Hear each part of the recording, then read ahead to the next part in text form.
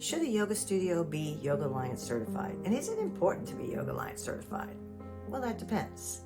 I can pretty much guarantee you that any school that is not Yoga Alliance sanctioned is going to tell you that you don't need to be a Yoga Alliance certified teacher. And those that are Yoga Alliance sanctioned are going to tell you that it's very, very important because everyone has an agenda and everyone is trying to sell you their program, and therefore they're building up their opinion to support what it is they're offering. So only you can make that decision. And here's some of the pros of a Yoga Alliance certified program. One, you do know that they had to go through a certain vetting process to be able to create a program and a syllabus that is approved, which means they are more likely to be someone that is going to include all elements of the 8 limbs and give you a more classic education.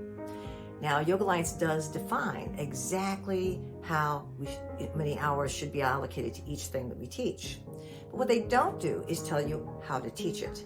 And the truth is, while all schools that are Yoga Alliance certified should be kind of similar, since they're all going to be offering the same amount of philosophy and the same amount of anatomy and the same amount of methodology, it's going to be very different because they will all come from a different lineage or a different background.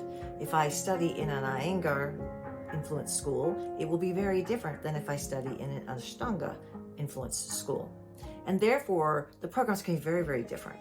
And when looking at them, you want to make sure that the kind of yoga that they're teaching and what you will be when you come out will gel with what your career goals are. Is this the kind of yoga you want to teach in the long term? Does it prepare you for whatever choices you would like to make with using your yoga moving forward? And so you do want to take a class, you want to kind of explore a little bit about the styles and what is offered in any yoga program to make sure that you're going to come out with a skill set that will work for your circumstances. So in addition to the fact that you will have a more well-balanced program, there is some degree of affirming processes in place. For example, in order to graduate and have a Yoga Alliance certificate, you have to have those trainers validate that you did actually show up and that you actually are competent. So it is a measure of competency, or at least theoretically it should be. So that said, another reason is if you decide to move forward in your training and go to higher levels of training, most programs that are in more advanced programs will require a Yoga Alliance certificated 200-hour program. For example, we are one of only 66 schools that are accredited for yoga therapy worldwide. And I'm sure there will be more soon, but at the time of this taping.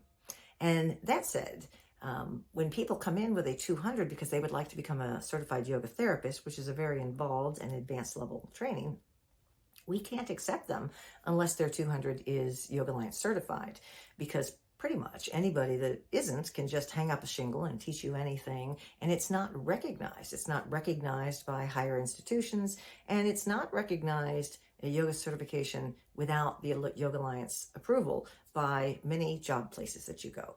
So I get calls all the time from graduates who are applying for jobs, even in health clubs or other facilities, and they want to make sure that they are valid and that they have the Yoga Alliance certification. So you may not think now that you want to go on with your education beyond the 200, but it is pretty nice to know that if you ever do make that decision, you have had a foundation program that will be recognized, and it allows you to have the building blocks for any future kind of adventure in yoga that you'd like to have.